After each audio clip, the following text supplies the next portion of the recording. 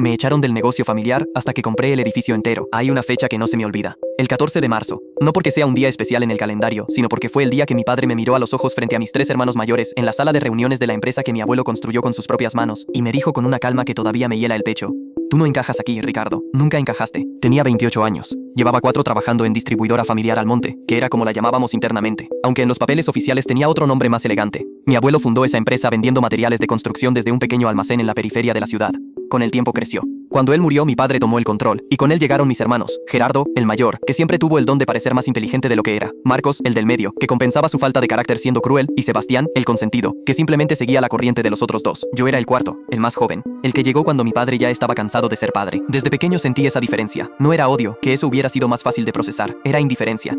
La clase de indiferencia que duele más que cualquier insulto porque te dice sin palabras que no eres suficientemente importante para merecer ni siquiera una emoción. En la mesa familiar mis hermanos hablaban de sus logros en la escuela, de sus amigos, de sus ideas, y mi padre los escuchaba con esa sonrisa tranquila que yo coleccionaba en mi memoria como si fueran fotografías de algo que nunca tendría. Cuando yo hablaba, él asentía con la cabeza de la misma forma que asiente alguien que está pensando en otra cosa. Entré a trabajar en la empresa por mi propia cuenta. Nadie me invitó. Un día simplemente me presenté en la oficina con mi título universitario recién enmarcado, en administración de empresas con mención en finanzas, y le dije a mi padre que quería contribuir. Recuerdo que él frunció el ceño levemente, como si mi presencia fuera un problema logístico menor, y luego llamó a Gerardo para que me acomodara en algún lado. Me pusieron en el área de inventarios, no porque fuera lo más adecuado para mi perfil, sino porque era el rincón más alejado de las decisiones reales. Pasé meses contando cajas, verificando pedidos, reconciliando números en hojas de cálculo que nadie más quería revisar, y en ese proceso, casi sin querer, empecé a ver cosas. Los números no mentían. La empresa tenía problemas serios que nadie quería nombrar en voz alta. El margen de ganancia en los productos estrella había caído un 23% en 2 años. Los proveedores principales estaban ofreciendo mejores condiciones a la competencia porque la distribuidora de mi familia pagaba tarde, siempre tarde. El sistema de logística era un desastre de rutas ineficientes que consumía combustible y tiempo de forma absurda. Y encima de todo eso, había una filtración silenciosa de recursos en el área de compras que yo no podía nombrar con certeza, pero que los patrones en los datos sugerían con una claridad incómoda. Preparé un informe. Tardé 3 semanas. Lo documenté todo con cifras, con proyecciones, con comparativas del sector. Era el trabajo más completo que había hecho en mi vida hasta ese momento, y lo sabía. Me quedé hasta las 11 de la noche varios días seguidos para que fuera impecable. Cuando lo terminé, pedí una reunión formal con mi padre y mis hermanos. La reunión fue un jueves por la mañana. Me senté frente a los 4 con mi presentación impresa y en digital, lista para proyectar. Gerardo llegó tarde y sin disculparse. Marcos revisaba su teléfono con aburrimiento ostentoso. Sebastián al menos me miraba, aunque con esa expresión suya de no saber bien qué cara poner. Empecé a hablar, expliqué los problemas, mostré los datos, propuse soluciones concretas. Hablé durante 20 minutos sin que nadie me interrumpiera, lo cual en ese momento interpreté como señal de atención. Cuando terminé, hubo un silencio breve. Entonces Gerardo se recostó en su silla, cruzó los brazos y dijo: muy bonito el PowerPoint, Richie. Richie, así me llamaba desde niño cuando quería recordarme mi lugar. Pero tú no entiendes cómo funciona esto realmente. ¿Llevas aquí? ¿Cuánto? 8 meses. Nosotros llevamos años. Marcos soltó una risita sin levantar los ojos del teléfono. Mi padre no dijo nada, que era su forma de estar de acuerdo con todo. Le respondí a Gerardo que los años en un sistema defectuoso no eran un argumento, que los datos eran los datos independientemente de quién los presentara.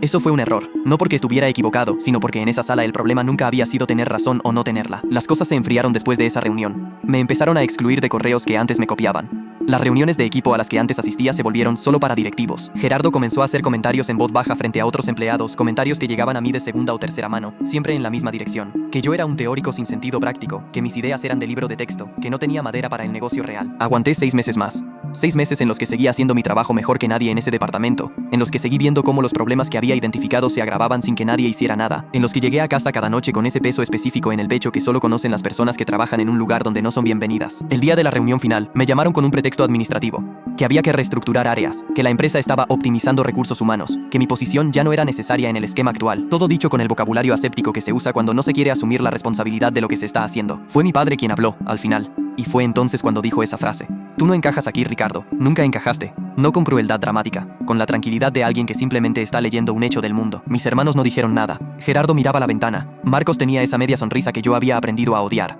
Sebastián tenía la vista clavada en la mesa. Me levanté, recogí las 2 cosas personales que tenía en mi escritorio: un cactus pequeño que había puesto porque leí que purificaban el aire, y una foto de mi abuela que me la había dado antes de morir. No dije nada, no porque no tuviera nada que decir, sino porque en ese momento entendí algo con una claridad que no había tenido antes. Las palabras eran el juego de ellos. Siempre habían sabido usarlas para reducirme. Y yo no iba a seguir jugando en su cancha. Salí del edificio.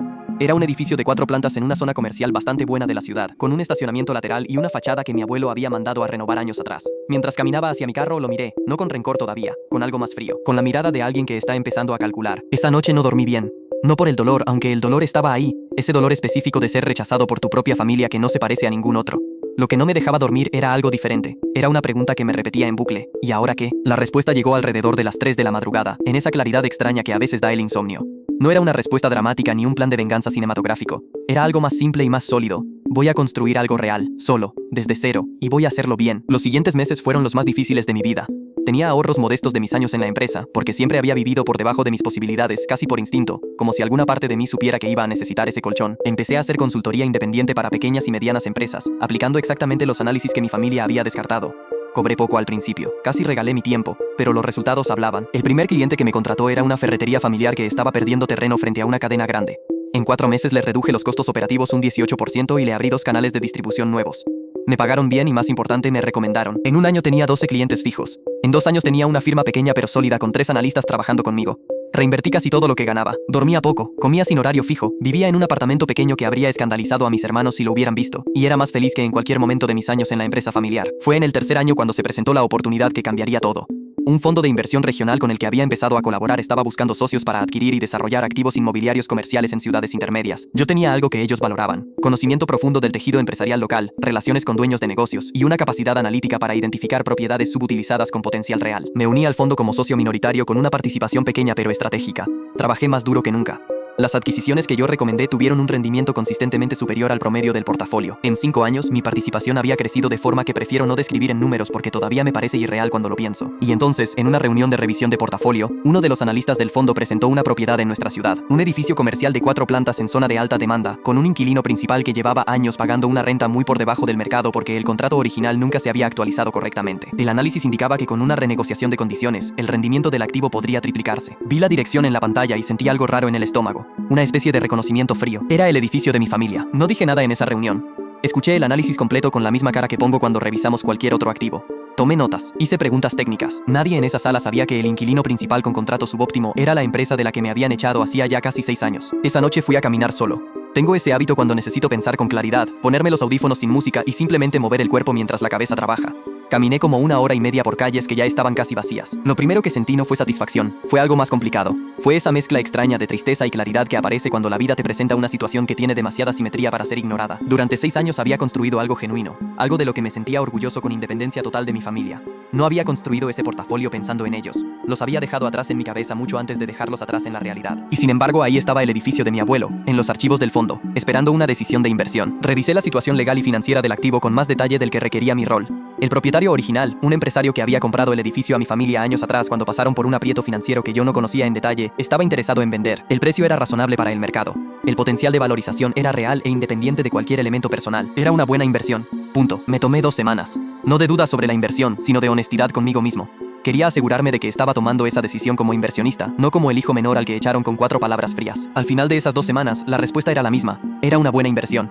Y si en el proceso de ejecutarla correctamente, los términos del contrato de arrendamiento se actualizaban a valor de mercado, eso no era venganza, era simplemente hacer bien el trabajo. La adquisición se procesó a través de una de las sociedades holding del fondo, como siempre.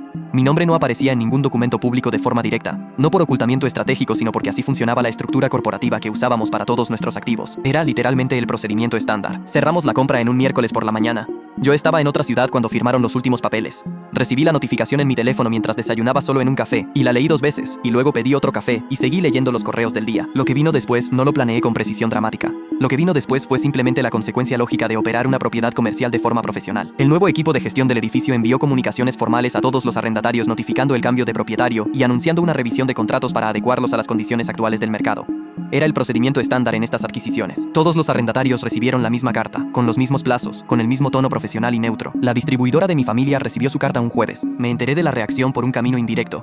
Una persona que había trabajado con mi familia y con quien yo mantenía contacto ocasional me escribió un mensaje breve. Ricardo, ¿tú sabes algo de esto? Tu familia está bastante alterada.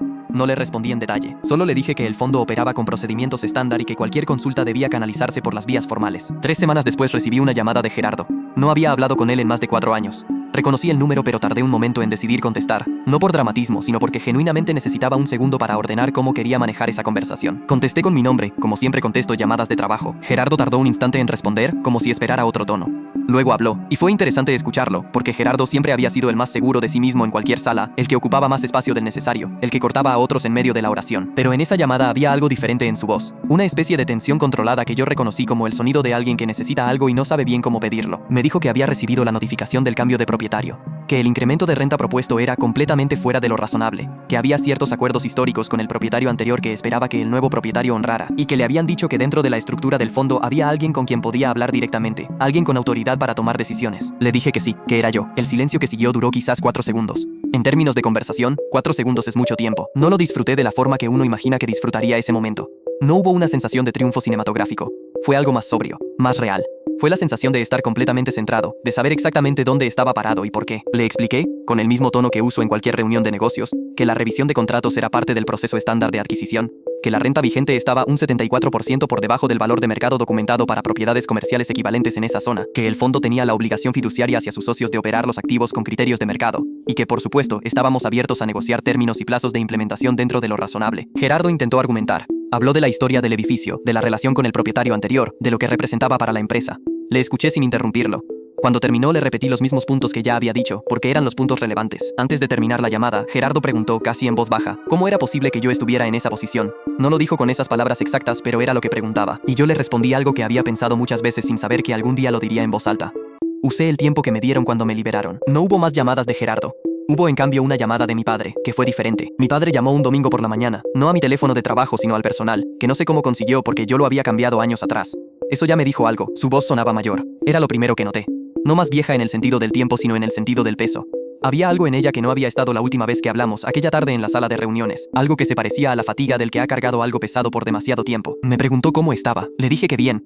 Me preguntó si podíamos vernos. Le pregunté para qué. Y entonces, por primera vez en mi memoria, mi padre habló sin el escudo de la autoridad paterna. Habló como alguien que está tratando de encontrar las palabras correctas para decir algo que no sabe bien cómo decir. Me dijo que las cosas en la empresa no estaban bien, que habían cometido errores, que el incremento de renta en las condiciones actuales podía significar el fin de lo que mi abuelo había construido, y que quería pedirme que si había alguna forma, si yo tenía alguna influencia en esa decisión, que considerara la situación. Escuché todo sin interrumpir, como siempre hago cuando escucho bien. Luego le dije que iba a ser honesto con él, porque era lo que merecía la situación.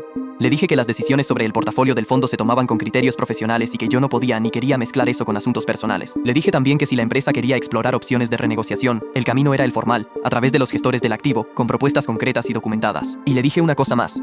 Le dije que durante años había intentado aportar a esa empresa y que la respuesta que había recibido era que no encajaba, que eso me había dolido, que el dolor ya no estaba, no porque lo hubiera reprimido, sino porque había construido algo que llenó ese espacio con algo mejor, y que le agradecía sinceramente que me hubieran echado, porque sin eso yo no estaría donde estaba. No lo dije con amargura, lo dije con la calma de alguien que realmente lo cree. Mi padre no respondió de inmediato. Cuando habló dijo algo que no esperaba.